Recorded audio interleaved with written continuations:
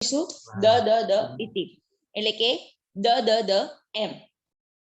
દ દ દ એ પ્રકરણ બૃહદારણ્યક ઉપનિષદમાંથી લેવામાં આવ્યું છે.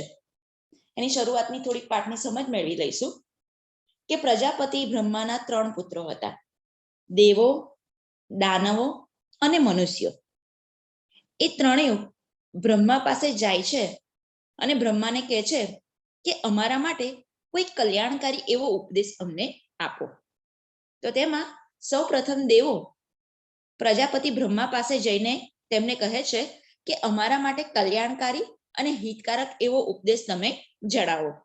ત્યારે બ્રહ્મા તેમને દ એવું કહે છે. દ અર્થાત દામ્યત, એનો અર્થ થાય છે દમન કરો, સંયમ કરો. કે દેવો માટે ઘણા બધા ભોગ વિલાસ હોય છે. આથી પ્રજાપતિ બ્રહ્મા તેમને સંયમિત જીવન જીવવાનો ઉપદેશ આપે છે. ત્યાર પછી મનુષ્ય ભગવાન બ્રહ્મા પાસે જાય છે અને તે બ્રહ્મા પાસે જઈને કહે છે કે અમારા માટે હિતકારી અક્ષરનો ઉપદેશ આપો. ત્યારે પ્રજાપતિ બ્રહ્મા દ એવું બોલે છે. એનો અર્થ થાય છે દત્ત, એટલે કે દાન કરો. મનુષ્યો સ્વભાવથી લોભી અને લાલચુ હોય છે. તે ક્યારેય કોઈને કશું આપતા હોતા નથી. તેથી તેમને દાન કરવાનો ઉપદેશ આપવાનો બ્રહ્માએ કહ્યો.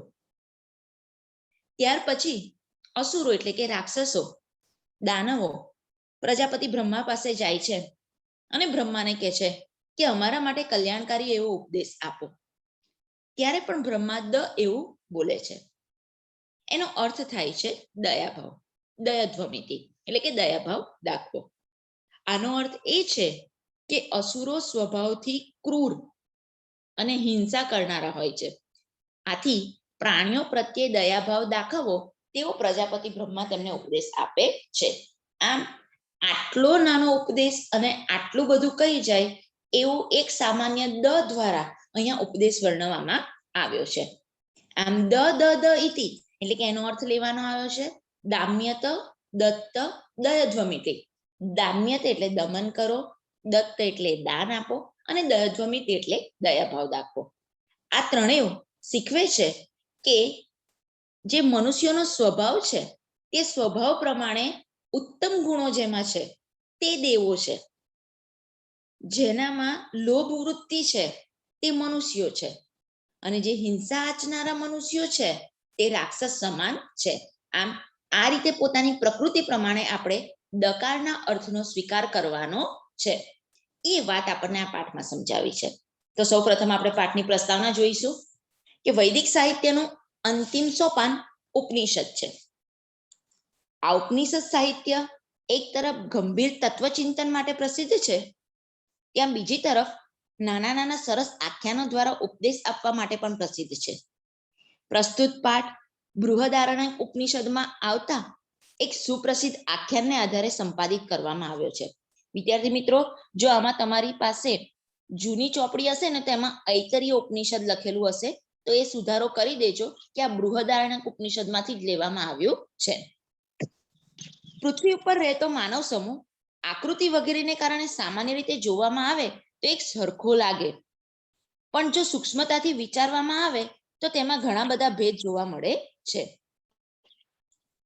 આ માણસો ઇન્દ્રિયોના દમનથી દૂર રહે છે. ઇન્દ્રિય જેમ ઈચ્છે છે તેમ વર્તવા તૈયાર રહે છે. કેટલાક લોકો પોતાની પાસે ઘણી બધી સાધન સામગ્રી હોવા છતાં તેનું દાન કરવામાં કંઈ સમજતા નથી, જ્યારે કેટલાક લોકો દયા વગેરે માનવીય ભાવનાઓનો આદર કરવામાં માનતા નથી. આ પ્રકારના લોકોને પ્રજાના કષ્ટની કે તકલીફની કોઈ પ્રતીતિ જ હોતી નથી. આ ત્રણેય પ્રકારના માનવ સમૂહ માટે પ્રજાપતિ બ્રહ્માએ જે એક વર્ણનો ઉપદેશ આપ્યો તે છે દ. વિશ્વ સાહિત્યમાં કદાચ આટલો નાનો અને વ્યાપક ઉપદેશ જડે એમ નથી.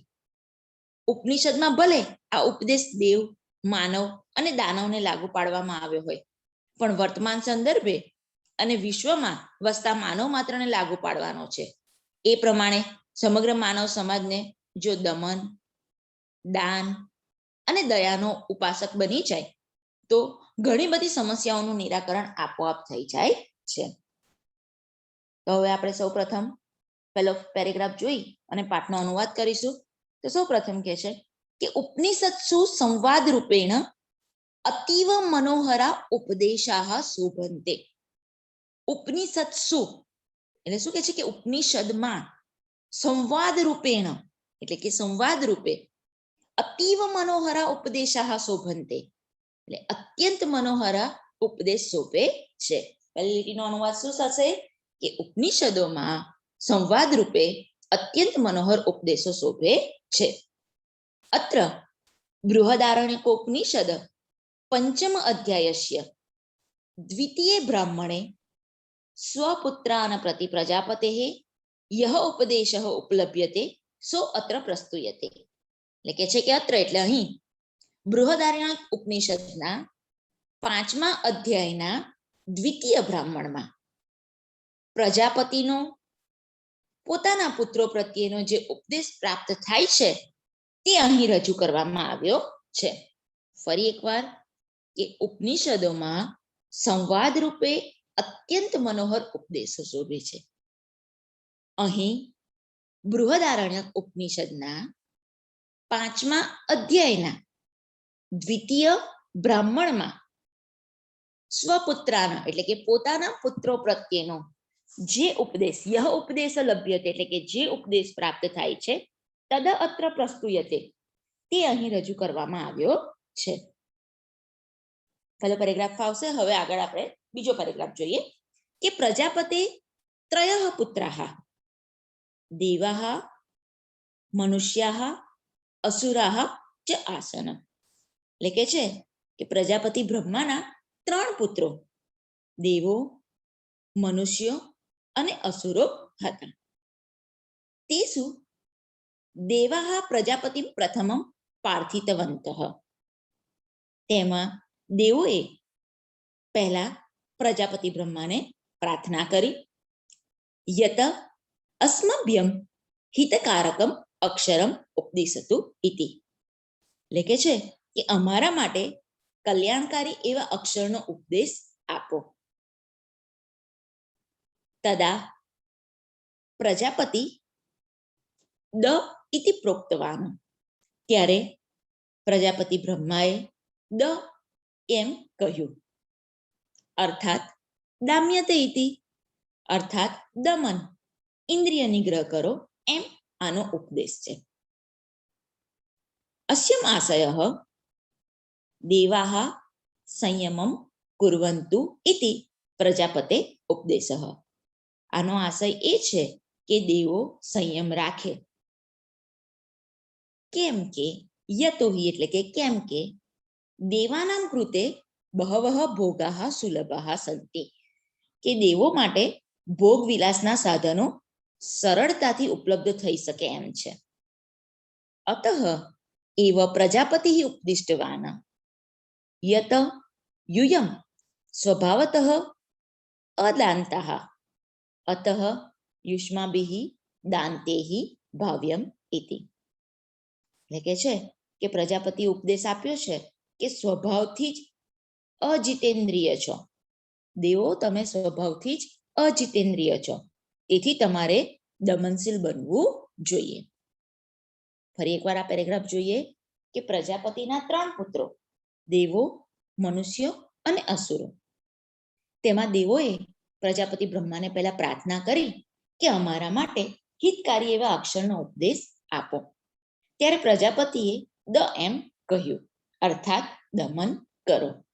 આનો આશય એ છે કે દેવોએ સંયમ કરવાનો છે. એ પ્રજાપતિનો ઉપદેશ છે. કેમ કે દેવોના માટે ઘણા બધા ભોગવિલાસ સરળતાથી મળી શકે તેમ છે. આથી પ્રજાપતિ ઉપદેશ આપે છે કે તેઓ સ્વભાવથી અજિતેન્દ્રિય હોય છે, તેથી તેમણે દમનશીલ બનવું જોઈએ. યતઃ યુષ્માભિઃ દાન્તૈઃ ભાવ્યમ ઇતિ. એથી એમણે દમનશીલ બનવું જોઈએ. તો આ પહેલી દેવોની વાત થઈ. હવે બીજા પેરેગ્રાફમાં મનુષ્યો વિશે સમજાવવામાં આવ્યું છે. એટલે જોઈએ કે તતઃ મનુષ્યાઃ ભગવંતમ પ્રજાપતિમ પાર્થિતવંતઃ અસ્મભ્યમ હિતકારકમ અક્ષરમ ઉપદિશતુ ઇતિ. એટલે બીજામાં શું કે છે? મનુષ્યો ભગવાન પ્રજાપતિને પ્રાર્થના કરે છે. તતઃ મનુષ્યાઃ ભગવંતમ પ્રજાપતિમ પ્રાર્થિતવંતઃ. ત્યારે મનુષ્યે પ્રજાપતિ બ્રહ્માને પ્રાર્થના કરી અસ્માકમ કૃતે અપી હિતકારકમ અક્ષરમ ઉપદિશતુ ઇતિ. અમારા માટે પણ હિતકારી અક્ષરનો ઉપદેશ આપો. તદા પ્રજાપતિ દ ઇતિ પ્રોક્તવાન. ત્યારે પ્રજાપતિ દ એવું બોલ્યા. અર્થાત દત્ત ઇતિ, એનો અર્થ થાય છે દાન કરો. અસ્યમાશય, આનો આશય એ છે કે મનુષ્ય સ્વભાવતઃ લુબ્ધઃ સંતિ, કે મનુષ્યો સ્વભાવથી લોભી હોય છે. અતઃ તે દાનમ કુર્વંતુ ઇતિ પ્રજાપતિ ઉપદેશ. આથી તેઓ દાન કરે એવો પ્રજાપતિનો ઉપદેશ છે. ફરી એકવાર આ પેરેગ્રાફ જોઈએ કે તતઃ મનુષ્યા ભગવંતમ પ્રજાપતિમ પ્રાર્થિતવંતઃ. ત્યાર પછી મનુષ્યોએ પ્રજાપતિ બ્રહ્માને પ્રાર્થના કરી કે અમારા માટે હિતકારી અક્ષરનો ઉપદેશ આપો. ત્યારે પ્રજાપતિ બ્રહ્મા દ એવું બોલ્યા. આનો અર્થ થાય છે દત્ત ઇતિ, એટલે કે દાન કરો. આનો આશય એ છે કે મનુષ્ય સ્વભાવથી લોભી છે, આથી તેમણે દાન કરવું એવો પ્રજાપતિ તેમને ઉપદેશ આપે છે. ત્યાર પછી ત્રીજા પેરેગ્રાફમાં અસુરો, દાનવો વિશેની વાત કરવામાં આવી છે. કે છે કે તતઃ અસુરાઃ ભગવંતમ પ્રજાપતિમ પ્રાર્થિતવંતઃ. ત્યાર પછી અસુરો એટલે કે દાનવો, રાક્ષસો પ્રજાપતિ બ્રહ્માને પ્રાર્થના કરે છે અસ્મભ્યમ હિતકારકમ અક્ષરમ ઉપદિશતુ ઇતિ, કે અમારા માટે હિતકારી અક્ષરનો ઉપદેશ આપો. તદા પ્રજાપતિ દ ઇતિ પ્રોક્તવાન. ત્યારે પ્રજાપતિ બ્રહ્મા દ એવું બોલ્યા. અર્થાત દયધ્વમ ઇતિ, અર્થાત દયાભાવ દાખવો, દયા કરો. અસ્યમાશય, આનો આશય એ છે કે અસુરાઃ સ્વભાવતઃ એવ ક્રૂરાઃ હિંસાદિપરાઃ સંતિ. અસુરો સ્વભાવથી જ ક્રૂર અને હિંસાનું આચરણ કરનારા છે. અતઃ તે પ્રાણીષુ દયા કુર્વંતુ ઇતિ પ્રજાપતે ઉપદેશઃ. આથી તે પ્રાણીઓ પર દયાભાવ દાખવે એવો પ્રજાપતિનો ઉપદેશ છે. ફરી એકવાર અસુરો વિશેની વાત કરીએ. ત્રીજા પેરેગ્રાફમાં કે છે કે તતઃ અસુરાઃ ભગવંતમ પ્રજાપતિમ પ્રાર્થિતવંતઃ. કે ત્યારે અસુરો ભગવાન પ્રજાપતિને પ્રાર્થના કરે છે કે અમારા માટે હિતકારી એવા અક્ષરનો ઉપદેશ આપો. ત્યારે પ્રજાપતિ બ્રહ્મા દ એવું બોલે છે. અર્થાત દયધ્વમિતિ, કે દયાભાવ દાખવો, દયા કરો. આનો આશય એ છે કે અસુરો સ્વભાવથી જ ક્રૂર અને હિંસા આચરનારા હોય છે, અથવા તો હિંસા વગેરે દોષો કરનારા હોય છે. આથી પ્રાણીઓ પ્રત્યે દયાભાવ દાખવે, દયા કરે એવો પ્રજાપતિ તેમને ઉપદેશ આપે છે. ત્યાર પછીનો છેલ્લો પેરેગ્રાફ જોઈએ કે તત પ્રજાપતિ ઉવાચ તદેવ તદેવ દેવી વાગન વદતી દ દ દ ઇતિ. ત્યારબાદ પ્રજાપતિ આજ દેવી વાણી બોલે છે, દ દ દ એમ. તતઃ પ્રજાપતિ ઉવાચ તદે તદેવ દેવી વાકનો વદતી દ દ દ ઇતિ. એ શું કહે છે કે ત્યારબાદ પ્રજાપતિ આ જ દૈવી વાણી બોલે છે, દ દ દ એમ. દામ્યત દત્ત દયધ્વમિતિ. એટલે કે છે કે દમન કરો, દાન આપો, દયા કરો એમ. એતત ત્રયમ શિક્ષેત દમમ દાનમ દયામિતિ. આ ત્રણ શીખવે છે કે દમન એટલે કે સંયમી જીવન જીવો, દાનમ એટલે કે દાન કરો, અને દયધ્વમિતિ એટલે દયા કરો, દયા દાખવો. તદેવ એતતમ ત્રયમ હિતમ ઇચ્છતા જનેન અનુષ્ઠેયમ ઇતિ. આ ત્રણ હિતની કામના કરનાર મનુષ્યોએ જીવનમાં આચરવું જોઈએ.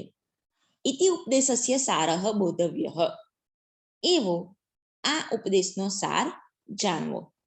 શું કે છે કે આ ત્રણ, દમમ, દાનમ અને દયા, એટલે કે સંયમિત જીવન જીવો, દાન કરો અને દયા કરો, આ ત્રણ હિત ઈચ્છતા લોકોએ આનું અનુસરવું જોઈએ, આચરણમાં લેવું જોઈએ. એ આ ઉપદેશનો સાર જાણવો. વસ્તુતસ્તુ માનવાહ એવ ઉત્તમ ગુણોપેતાહ દેવાહ, ખરેખર તો મનુષ્યોમાં જે ઉત્તમ ગુણોવાળા છે તે દેવો છે. લોભ પરાયણાહ મનુષ્યાહ, જે લાલચુ છે, લોભી છે, તે મનુષ્યો છે. હિંસાદિ દોષ દૂષિતાહ, હિંસા વગેરે દોષથી દૂષિત થયેલા છે તે રાક્ષસો છે.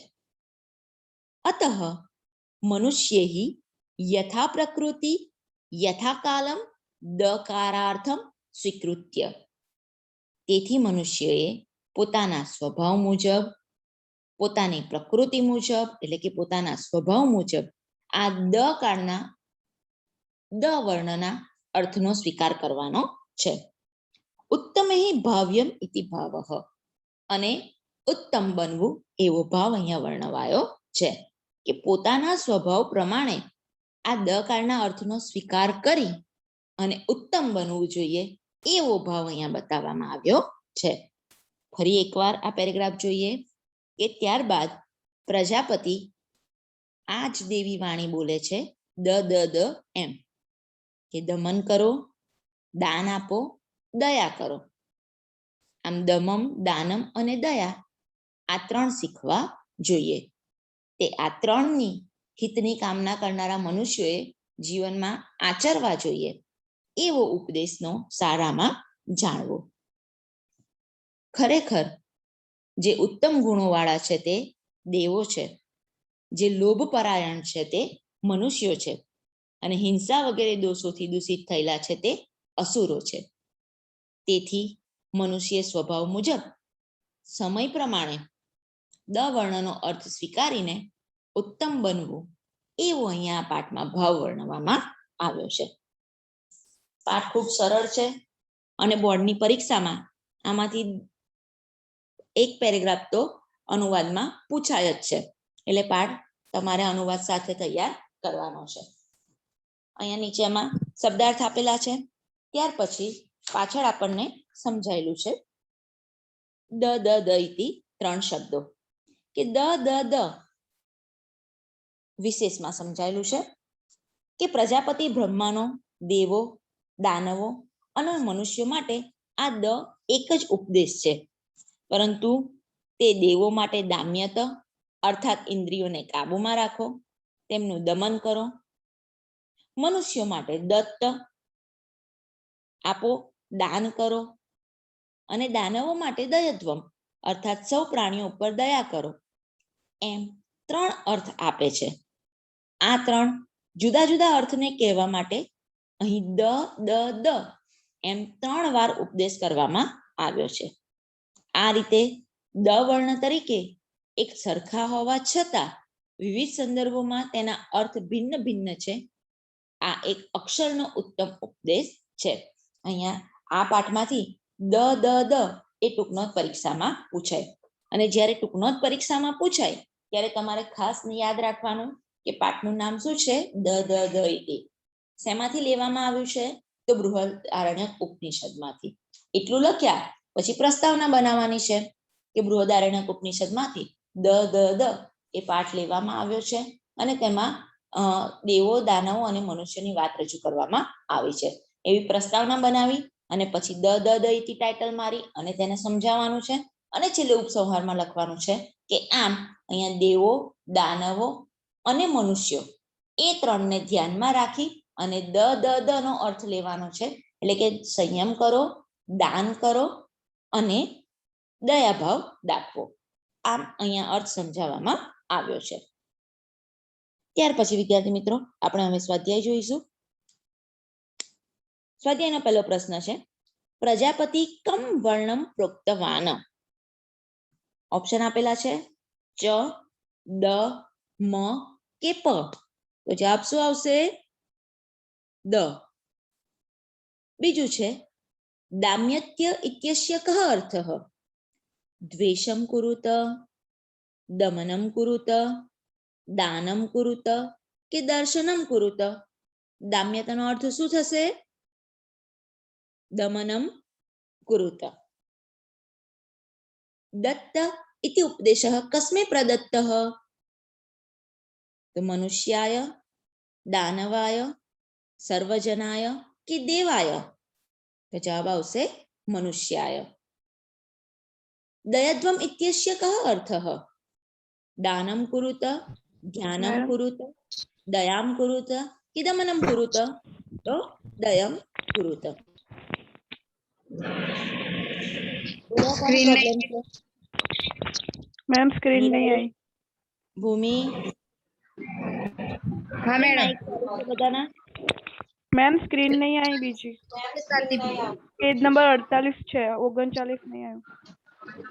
આવતી જ નથી સ્ક્રીન હજુ? ના હવે દેખાયું? ના મેડમ, આગળનું પેજ લાયો. Page number 49. આવ્યું? આવ્યું. હા. અનુવાદમાં ખબર પડી? હા મેડમ. હવે ત્રીજો પ્રશ્ન ફરી જોઈએ. ચલો. दत्त इत्युपदेशः कस्मै प्रदत्तः? तो मनुष्याय, दानवाय, सर्वजनाय कि देवाय? तो जवाब थશે मनुष्याय. दयध्वम इत्यस्य कः अर्थः? दानं कुरुत, ध्यानं कुरुत, दयां कुरुत कि दमनं कुरुत? तो जवाब આવશે દયામ કુરુત. ત્યાર પછી પ્રશ્ન નંબર 2. અધોલિખિતાનાं પ્રશ્નાનાं સંસ્કૃત ભાષાયામ ઉત્તરાણि લિખત. એમાં પહેલો પ્રશ્ન છે પ્રજાપતે કતિ પુત્રાः તે ચ કે? તો જવાબ આવશે પ્રજાપતે ત્રયઃ પુત્રાः દેવાः, મનુષ્યાः, અસુરાः ચ આસન. બીજો પ્રશ્ન પ્રજાપતિः દેવાન કિમ ઉપદિષ્ટવાન? प्रजापतिः देवान द अर्थात दाम्यत इति उपदिष्टवान्.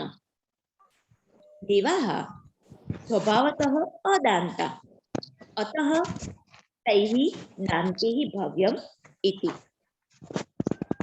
ત્યાર પછી છે મનુષ્યાः स्वभावतः कीदृशाः सन्ति?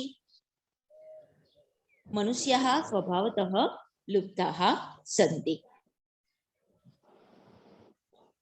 ત્યાર પછીનો છે હિતમ ઇચ્છતા જનેન કિમ અનુષ્ઠેયમ? હિતમ ઇચ્છતા જનેન દમમ, દાનમ, દયામ ચ એતત ત્રયમ અનુષ્ઠેયમ. કોઈને પ્રોબ્લેમ છે? વાઘેલા નિરાલી?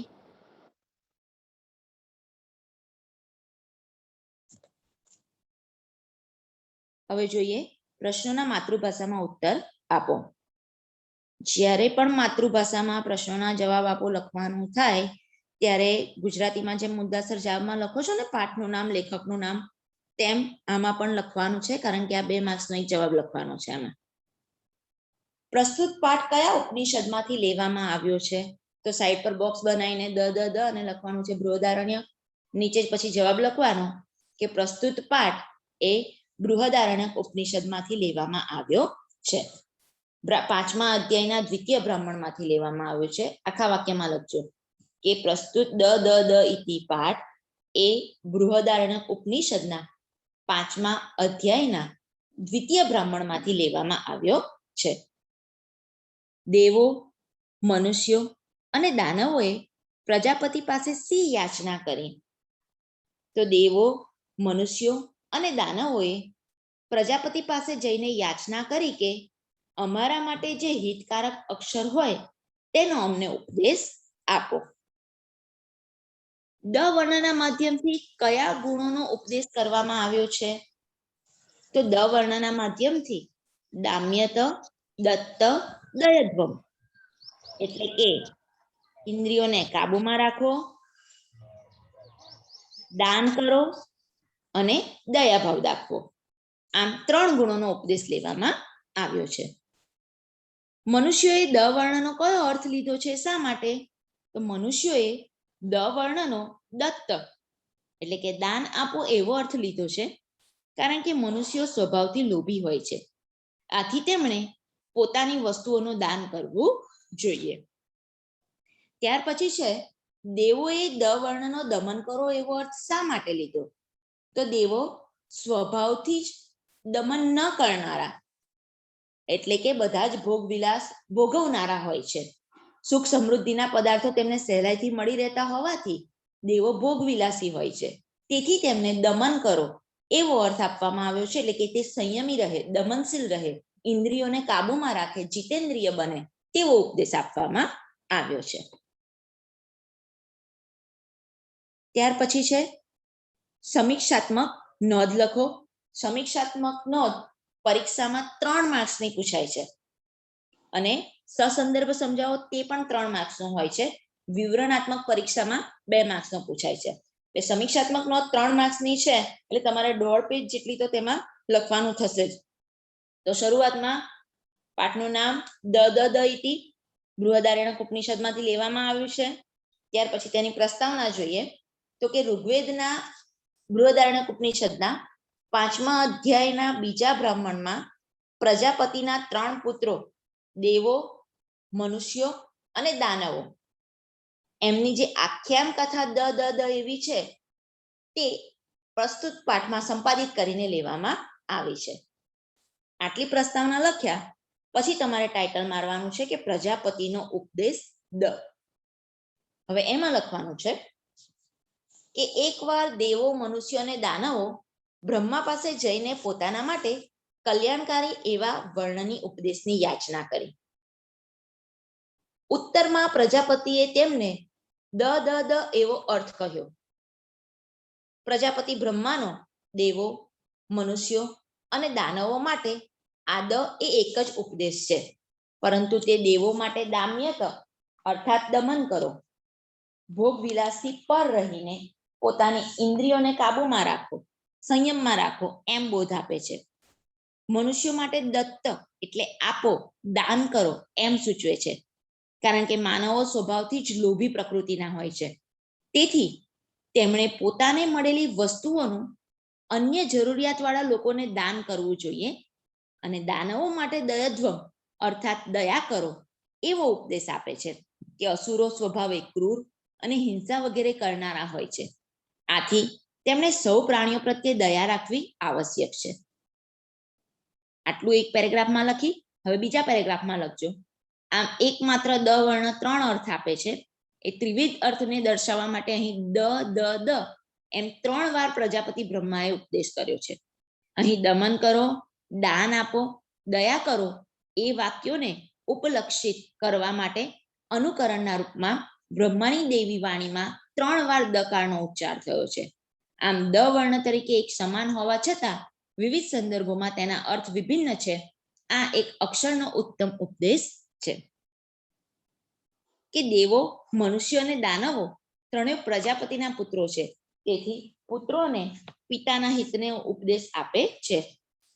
માટે પુત્રોએ પણ પોતાના માટેના પરમ હિતનો ઉપદેશ સ્વીકારવો જોઈએ.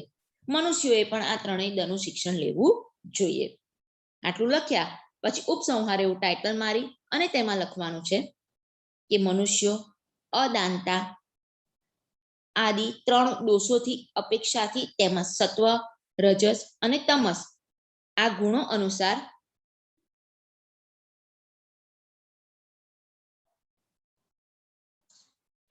અનુસાર જુદા જુદા નામ ધારણ કરે છે. તેથી પોતાનું હિત, કલ્યાણ ઈચ્છતા મનુષ્યોએ આ ત્રણેય સાધન શીખવા જોઈએ. પોતાના ગંભીર તત્વચિંતન માટે સુપ્રસિદ્ધ ઉપનિષદોની આકર્ષક ઉપદેશ પદ્ધતિ અહીં જોવા મળે છે. તો આ પ્રજાપતિનો ઉપદેશ દ તો વિવરણાત્મક નોંધ આમાં દ ઇતિ એવી પૂછાઈ શકાય છે, એટલે એ પણ તમારે ધ્યાનમાં રાખવાની છે. આ ઉપરાંત દેવાહા, પ્રજાપતિઃ, અક્ષરમ, અસુરાહા એ પણ વિવરણાત્મક નોંધમાં આવી શકે છે, એ ધ્યાન રાખજો. આમાંથી ગદ્યખંડ પરીક્ષામાં પૂછાય છે. એ ગદ્યખંડમાં શું કે આપણે 11માં તમે ભણી જ ગયા છો કે સંસ્કૃત પેરેગ્રાફ હોય અને એમાં 5 પ્રશ્નો આલેલા હોય, એ પ્રશ્નોના ફકરા પરથી જવાબ આપવાના છે. એ પણ એમાંથી તમારે તૈયાર કરવાના છે. તો વિદ્યાર્થી મિત્રો, આમાં આટલામાં કોઈને કોઈ પ્રોબ્લેમ છે?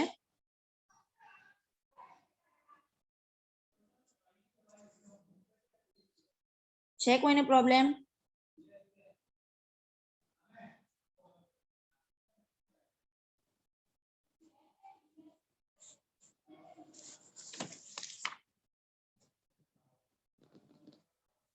તો બધા અત્યારે પોતાની નોટબુક ઓપન રાખજો અને હું કહું એટલું થોડુંક તમારે શરૂઆતના પ્રસ્તાવનામાં લખવાનું છે. પ્રેરણા રચના,